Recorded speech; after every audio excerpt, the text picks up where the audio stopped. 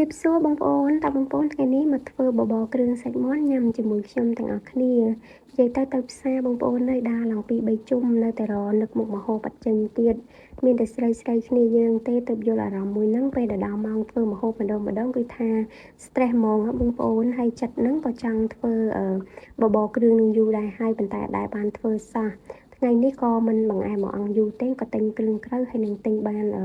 ផ្លូវមាន់នឹងពីរយកមកធ្វើបបរគ្រឿងនឹងញ៉ាំតែម្ដងទៅហើយថ្ងៃនេះខ្ញុំចំណាយលុយអស់ត្រឹមតែ10000រៀលជាងអីទេបងប្អូនគឺយើងធ្វើបានបបរគ្រឿងសាច់មាន់នឹងឡើងមួយឆ្នាំធំនិយាយទៅមាន់នឹងគឺយើងទិញមាន់ធម្មតាទេបងប្អូនមិនមែនមាន់ស្រែទេគឺខ្ញុំទិញយកផ្លូវដោយសារតែវាមានសាច់ច្រើនអញ្ចឹងណាហើយនេះគឺជាគ្រឿងក្រៅដែលយើងត្រៀមសម្រាប់យកទៅធ្វើបបរហ្នឹងគ្រឿងក្រៅបងប្អូនអាចមើលបាននៅក្នុងវីដេអូហ្នឹងឥឡូវនេះយើងចាប់ផ្ដើមមកដាក់ឆ្នាំងដាំទឹកដើម្បីស្ងោរមាន់ហ្នឹងសិនបន្ទាប់ពីដាក់ឆ្នាំងដាំទឹកបានមួយសន្ទុះឃើញថាទឹកហ្នឹងក៏ពុះល្អដែរអញ្ចឹងខ្ញុំក៏បង់ហេប៊ីយីហ៊ឺគល់ខ្ទឹមហើយនឹងឆៃពៅប្រៃនេះចូលទៅ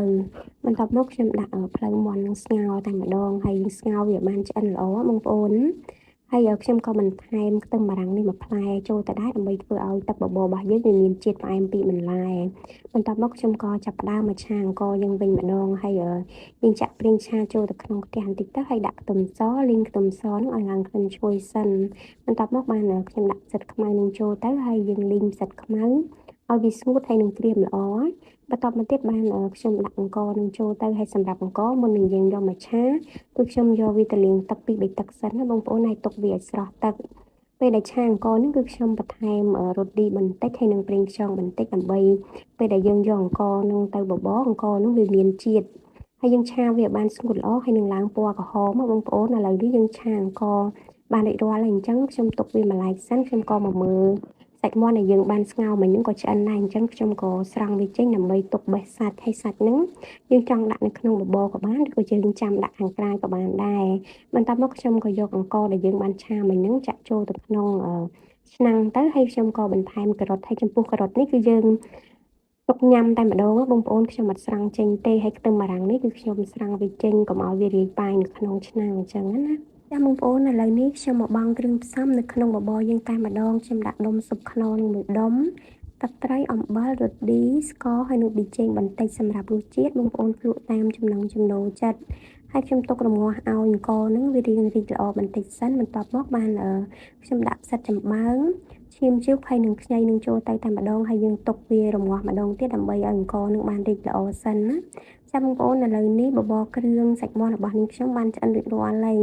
អញ្ចឹងយើងក៏ចាប់ផ្ដើមរៀបចំគ្រឿងក្រៅអីហ្នឹងដើម្បីញ៉ាំតែម្ដងក៏បងប្អូនឥឡូវនេះដល់ម៉ោងឆ្ងាញ់ហើយមកញ៉ាំជាមួយខ្ញុំទាំងអស់គ្នាយើងដាក់សណ្តែកបណ្ដុះចូលទៅក្នុងចានបន្តិចទៅហើយចាននេះមិនមែនតូចទេបងប្អូននិយាយទៅធំដែរទូបបរនឹងឡើង6 7វែចាបានពេញចានហើយសម្រាប់បបរថ្ងៃនេះគឺថាទំនងខ្លាំងមែនតើបងប្អូនប៉ុន្តែគ្រាន់តែវារៀងខាប់បន្តិចដោយសារតែអង្ករនឹងវារៀងរីកខ្លាំងពេកហើយចំពោះគ្រឿងក្រៅដែលយើងដាក់នៅក្នុងបបរនោះគឺថាមានគ្រប់មុខហ្មងបងប្អូនមានតាំងពីខ្ទឹមលីងម្ទេសឆាម្រេចជីហើយនឹងស្លឹកខ្ទឹមហើយចំពោះសាច់មាន់នេះគឺយើងបេះវាទុកដាក់នៅខាងក្រៅអញ្ចឹងណាមកបងប្អូនមកញ៉ាំជាមួយខ្ញុំទាំងអស់គ្នាគឺថាតំណងខ្លាំងមែនតើបងប្អូនអើយអាកាសធាតុឥឡូវកំពុងតែក្តៅហើយយើងបានញ៉ាំបបរក្តៅមួយចានធំអីអញ្ចឹងទៀតណាបងប្អូនអើយគឺថាបែកញើសឡើងជោកអាគឺថាស្រួលខ្លួនខ្លាំងមែនតើហើយមើលមាត់ខ្ញុំវិញគឺថាកាយញាត់ដោយសារតែអត់បានញ៉ាំអីតាំងពីព្រឹករៀងឃ្លានដែរអញ្ចឹងណាបងប្អូនយើងនៅចាំញ៉ាំបបរហ្នឹងហើយបបរគ្រឿងហ្នឹងក៏ធ្វើរៀងយូរដែរវាមានគ្រឿងក្រៅជិបជប់អីច្រើនអញ្ចឹងណាហើយយើងញ៉ាំបបរក្តៅអញ្ចឹងណាបើបានញ៉ាំតែជ្រក់ត្រជាក់មកកែវអីទៀតបងប្អូនគឺថាក្តីសុខពេញបេះដូងតែម្ដងវីដេអូថ្ងៃនេះមានតែប៉ុណ្្នឹងទេអរគុណច្រើនបងប្អូនទាំងអស់គ្នា